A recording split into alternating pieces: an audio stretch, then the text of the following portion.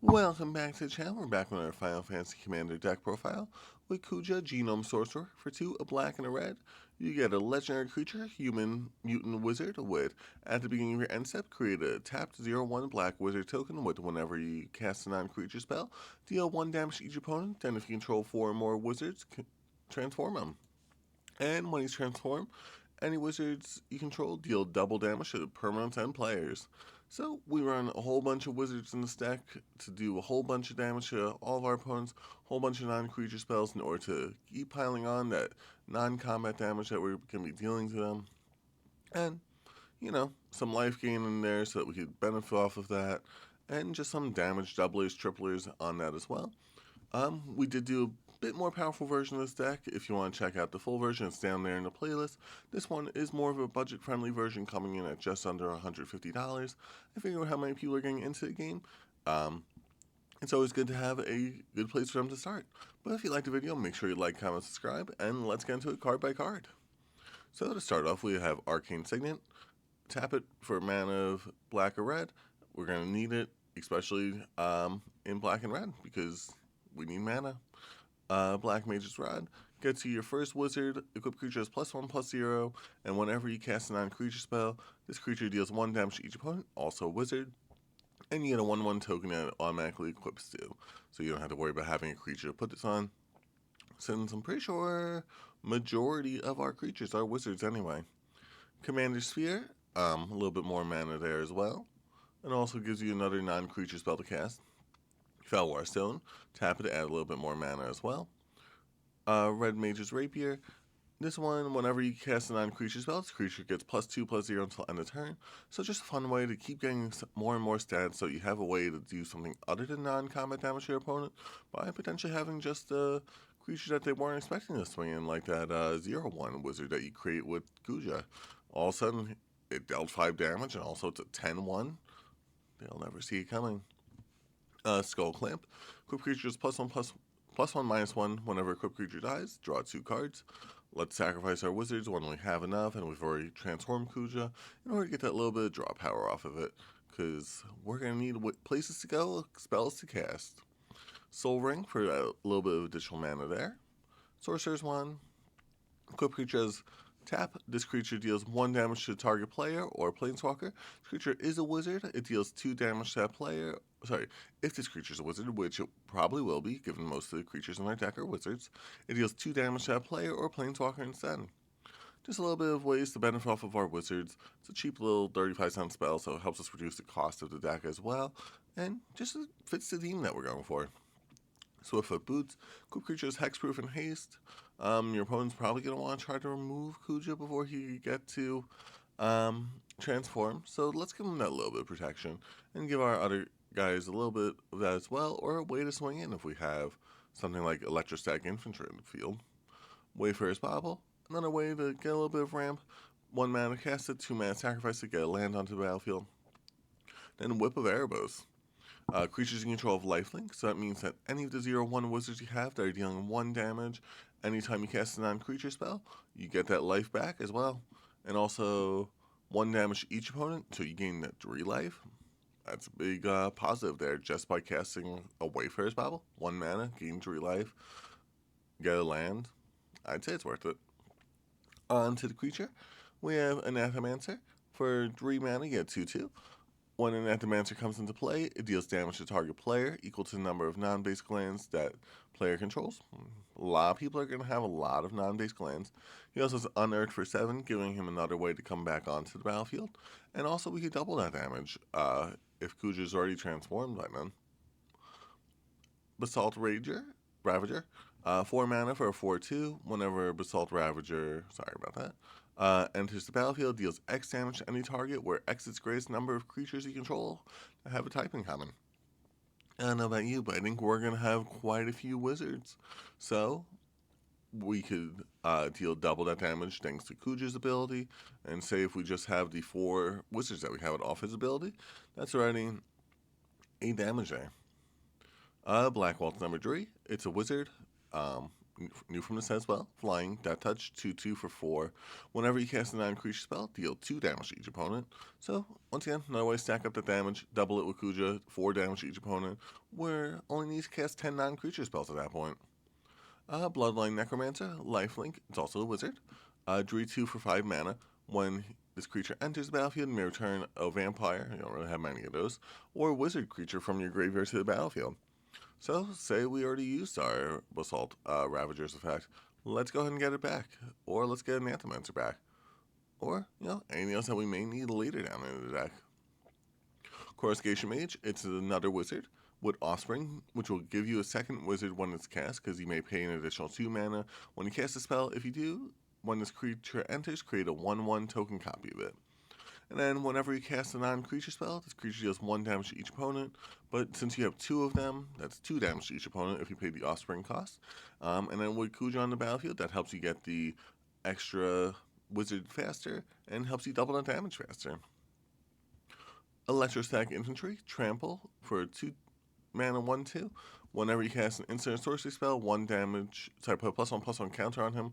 I'm so used to every other wizard doing just the 1 damage, but him, a little bit more there with that trample. And also, Kuja, double that damage as well, even if his combat damage doesn't need to be the wizard effect, which is really nice here with this deck. Following that up, we have Fanarial Telephori Askian. I'm probably butchering that pronunciation. But whenever you cast an instant or sorcery spell, Surveil 1. It helps get some instant or sorceries or lands that we don't need into our graveyards. And at the beginning of your end step, each opponent may sacrifice a non-token creature of their choice. And if they don't, they lose 2 life for each instant or sorcery in our graveyard. Like I said, we're going to be casting plenty of instant sorceries. That means plenty of instant sorceries in our graveyard, meaning plenty of damage if they don't have a creature to sacrifice. And double that as well, so it's 4 damage for each non-creature spell in the graveyard. Sorry, each instant sorcery specifically. Can't be artifacts. Next up, we have Gleeful Arsonist, another wizard. Whenever an opponent casts a non-creature spell, Gleeful Arsonist deals damage equal to its power to that player. Normally, it'll just end up being 1. Sometimes it's 2 if you got the Undying ability, getting it back from the graveyard by giving it the +1/+1. But still, that could be 2 or that could be 4, depending on what you need. That'll make your opponent definitely think twice about casting a spell. Next up, we have Gutter Snipe, our first non-wizard actually, but whenever you cast an instant or sorcery spell, deal 2 damage to each opponent. I mean, with the Transform assignment Kuja, we are basically doing that with all of our wizards. Well, all our wizard tokens at least. But still, I'd still say worth running. It is Gutter Snipe, it deals a lot of damage. You're going to be casting a lot of instant or sorceries. It's only 3 mana for a 2/2. That does all that damage. I'd say it's worth it. Harmonic Prodigy, Prowess. If an ability of a shaman or a wizard happens, it happens an additional time. 2 mana for a 1/3. So, we deal 2 damage with our wizard tokens. Now we're dealing that 4 damage because we got it to happen again. Really nice there. Or, Gutter Snipe's also a shaman. Basically everything in our deck is a wizard now. So, 2 +1/+1 counters. 4 damage off of each of these. 8 damage just by casting a non-creature spell if you have these 2 on the board. Really nice synergy there. In Crag Pyromancer, another wizard, whenever you draw your second card each turn, deals 3 damage to any target. Could be your opponent, could be their creature you want to remove, but that could be 6 damage if you got to draw a second card.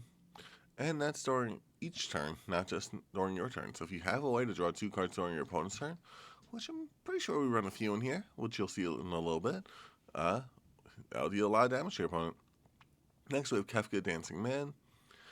During your turn, he is indestructible, 7 mana for a 6/6, and at the beginning of your end step, exile a random card from each opponent's graveyard, and cast that random essential, and basically you can cast it without paying its mana cost.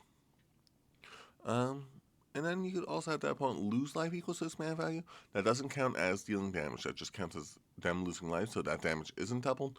But getting the free spells, having that ability happen twice with Harmonic Prodigy as well, really nice ability there. And it's not a wizard on the board that's indestructible, helping you get it till the end phase. Mycelian Elder, whenever this creature enters, create a 0/1 black wizard creature token with whenever you cast a non-creature spell. Deal 1 damage to each opponent. 2 wizards on the board right there, 1 more with Kuja, and we just need... Actually, it's Kuja... Let me just double check what his ability says. Beginning of your end step, create a 0/1. Yeah. Then if you have 4 more wizards. Yeah, so if you have just this, cast this, and you control Kuja already, that's already your 4 wizards. You're already doubling the damage with that. That's only turn 4 potentially, or even sooner, depending on if you hit like a Soul Ring, Arcane Signet, Felwar Stone, all that. But yeah, just in terms of like normal mana curve, it's at least as soon as turn 4 you get that. Next up though, we have Queen Brane, Human Noble. Whenever she attacks, create a 0/1 wizard token. Whenever this creature, it's the same wizard token, deals damage anytime cast non-creature spell. But also with that as well is nice to have a little bit of prowess, powering her up, making it less scary to swing in with a 2/1, knowing that your creature will likely die. And also what's nice about that is that you could also just keep getting more and more. You could swing in with the Swift Foot boost the turn come down, getting more and more there, getting more and more damage with the Kuja sides. Next we have Rock Slide Sorcerer. Whenever you cast an instant sorcery spell, deal 1 damage to any target. Oh, it's only any target. It's not multiple targets this time. It changes it around on you. Storm, and also it's a wizard, dealing double that damage. Storm Kiln Artist, +1/+0 for each artifact you control. Whenever you cast an instant sorcery spell, create a treasure token. It's standard for like a Rakdos commander to have this, like for a Spellslinger commander in general, just to have this card in there. Just because it's nice to keep getting the treasures, to keep having stuff to cast your stuff. You could double it up with Harmonic Prodigy there as well. Just an overall good ability. And then the final one we have is Summon Esper Ramu. This creature deals damage equal to the number of non-creature, non-land cards in your graveyard to target creature and opponent controls. Double that up with Kuja's ability, dealing, say you have 3 in your grave 3 in your graveyard because you're on turn 4. That's pretty good amount of damage. And then wizards you control get +1/+0 to end turn. You're not necessarily swinging with your wizards too much, but it's always nice to have the ability, right? Then for our enchantments, we have Artist Talent, 2 mana, help us discard a card, draw a card when we cast a non-creature spell. Allow us to get lands out of our hand that we don't need anymore, and more, spells that we need to cast. Then it makes non-creature spells cost 1 less to cast, and then if a source you control would deal damage to an opponent, or a permanent that player controls, deal that much +2 instead. That could be quite a bit of damage. Especially if you're, well, that doesn't double. Well, if a source you control would deal non-combat damage to an opponent or player, it deals that much damage +2. So that source is dealing that much damage +2, so that is still doubling there. Next up though, we have City on Fire. It helps us triple damage. Fire Emancipation also triples damage. Yep, so both of those are damage triplers on that, which is really nice because if we're already doubling, if we triple it, that's 6 times. We triple again, that's 8 times. Sorry, no, that's not how math works. That's 18 times. So just by and then say if we had Harmonic Prodigy, that's 2 more times. So that's, wait, sorry, 2 to 6 to 18. Okay, and we double it again with where is she? Harmonic Prodigy. So that's 36 damage just off of casting a non-creature spell if you control the 0/1 wizard. I mean, I know we're being too hopeful there, but this does have Convoke. All we have to do is tap those wizard tokens to create Estus, right? But next up we have Fiery Inscription. Enters the Ring Tempts you. That's not going to be really too important, but I mean, you could swing in eventually if you have the Ring tempt you enough times with your stuff. I think it's like something along the lines of your creatures can't be blocked by creatures of greater power, and also make some creatures legendary. I'm not bored for that part. Whenever you cast an instant or sorcery spell, deal 2 damage to each opponent. Really nice ability there. And then we double that, triple that, all that type of stuff. And then, well, we can't double it with Kuja, but just need a little bit of extra push there. Sometimes all we need. And then Gratuitous Violence, if a creature you control would deal damage to a permanent or player, deals double that damage instead. So that does still count off the effect of the wizards. So that 18 damage we're doing, that's now 36 damage. Double it once again with Harmonic Prodigy. That puts us up to 72 damage just by casting a non-creature spell. If we got all 4 of our enchantments, really nice ability there. But that's the first half of the deck. Let's get into the meat and potatoes of it. Our instants and sorceries, of course. First off, we have Abrade. Deal 3 damage to target creature, destroy target artifact. Just a good source of removal there. Gets you one of those 9 creature spells, just a little 2 mana there. Bedevil, destroy target artifact, creature, or planeswalker. Once again, cheap little removal spell that you could have as your, what's it called?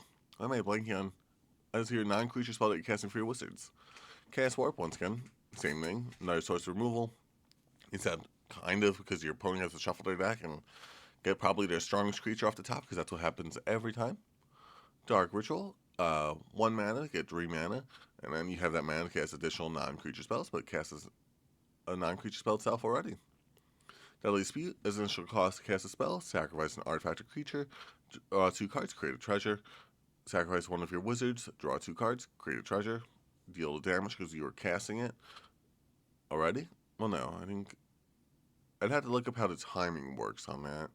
Because, yeah, it's a cost, because you have to pay the cost, and then you cast it. So it doesn't deal the additional damage if you sacrifice a wizard. It's the only thing to be aware of there. Demand answers. I said we have ways to draw 2 cards on our opponent's turn, and I meant it. We have plenty of ways to have the discard 1, draw 2 ability. Deadly Dispute also draws us 2 during our opponent's turn, potentially, because it's an instant. Infernal Grasp, another cheap removal spell. That'll tally up our non-creature spell count. Colgan's Command, choose 2. Return target creature from your graveyard to your hand. Okay. Target player discards a card. Okay. Destroy a target artifact or deal 2 damage to any target. Removal, discard, recursion. All stuff that you want on spells. Laughing Mad, another way to discard a card, draw 2 cards. It is 3 mana, so it's a little bit overcosted compared to like some of the other like one drill possibility. What's the other one? Demand answers type spells. But like I'd say it's still worth running because it does have that flashback as well. Always making sure you have something way to draw cards. Oh, One Bloom, Industrial Regency. Create one of those wizard tokens that we were talking about earlier, and then eventually you could just have it be a land because it's nice to have lands. Seething Song. It's nice to have ways to create more and more mana. So let's do that with Seething Song. Casting it as one of our non-creature spells while we're at it. Shock, deal 2 damage to any target, which could be doubled, it could be tripled, depending on what we need at the time. Well, actually, we don't have really a way to double it. We only have ways to triple it in this deck, because everything else is creatures dealing damage that doubles. But yeah, that little bit of extra push to our opponent definitely helps out a little bit there, along with them taking that 2 damage, plus the damage for every wizard token we control. Terminate, another cheap removal spell. Drill possibility, discard 1, draw 2. We've seen the effect before, we know it's good. Drama Vestige, same as Shock, except it's 1 more damage. 3 damage for 1 mana, plus the damage that we're dealing with our wizard tokens. Transpose, another way to get 1 more wizard token onto board. Draw a card and discard a card, lose a life, and you get that wizard token. Also rebound it, getting it again, getting you a second wizard already. Especially if you, play this turn 3, Kuja during turn 4. That's already your 4 wizards there if you got to rebound this. You may cast a spell from exile without paying mana cost. Just want to double check. Unexpected Windfall, another way to discard 1, draw 2, but this time you get to do treasure tokens, so you can use those to cast your other spells later in the game. And, just nice to have that mana. Wizard's Lightning, 3 mana. We're going to control a wizard spell at a certain point. It's basically another lightning bolt at that point. 1 damage, deal 3 damage to any opponent. As always, we go through lands last. Well, I don't think I've been doing that so much recently, but we tend to. Blasphemous Act for a little bit of a board wipe there. Bolt Wave, a 1 mana, 3 damage each opponent, plus another damage for every wizard we control. That's big damage on the board there. Circle of Power, draw 2 cards, lose 2 life, create a wizard. And also wizards can control get +1/+0 on lifelink until end turn. That lifelink is helpful, especially if we're going to be casting more and more non-creature spells. Draw power is nice as well. Cornered by Black Mages, target opponent sacrifices a creature of their choice, a little bit of removal there, and then you create a token. Next up, we have Feed the Swarm, another cheap removal spell. You do lose a little bit of life off of this one, but still, we got another non-creature spell to cast. Grab the prize, discard 1, draw 2. We've seen the effect before. Grape Shot, we're going to be casting creature spell, non-creature spell after non-creature spell after non-creature spell. So we're going to be having plenty of ways to have this on board in order to, deal plenty of damage to our opponent. Mana Geyser. Add red mana for each tap land your opponent controls. Unless you're playing against a blue player, you're going to have a lot of mana there, giving you a lot of spells to cast, giving you a lot off your Grape Shot. Mystic's Mastery. Exile target card, except you're probably going to pay the 8 to overload it. For each card exiled this way, aka all your instant sorceries in your graveyard, you may cast it without paying its mana cost. Basically, let's just get everything. Move all their stuff, get all of our mana, draw all the cards. Only thing is, like with cards that say discard, it just says you don't have to pay the mana cost, so you do still have to pay the cost of discarding a card. Nibelheim Aflame. Choose target creature you control. It deals damage equal to its power to each other creature. We could double that damage, because the creature itself is the one dealing that damage. In theory, we could put, what's that card? Warstorm Surge in here, because that would also double the damage to our opponents when those creatures enter. But we just don't have enough creature spells, and our wizard tokens are 0/1, so they're not really doing much there. Knight's Whisper, draw 2 cards, lose 2 life, a little bit more draw power. Sign in Blood, it's literally the same exact effect. Strike it Rich, create a treasure token, it's only 1 mana. You got a treasure token, you basically went neutral, but you cast another spell in order to deal some additional damage there. And Vandal Blast, destroy all artifacts. You're going to pay the overload cost. If something has the overload cost, there's never a time you don't want to pay the overload cost. That's not true. There's always times you don't want to pay the overload cost. But as always, I'm just going to scroll here through the lands. I always just like to say, you don't necessarily have to spend $100 on lands. You don't have to spend $500 on lands, which some people tend to do. You could just run all basics if you really wanted to. I mean, it's not going to go as far. And like, you definitely have an Evolving Wilds or Terramorphic Expanse if you've bought packs at some point. But yeah, thanks so much for watching. I hope you enjoyed the video, and I hope you'll stay tuned for the next one. Thanks so much for watching.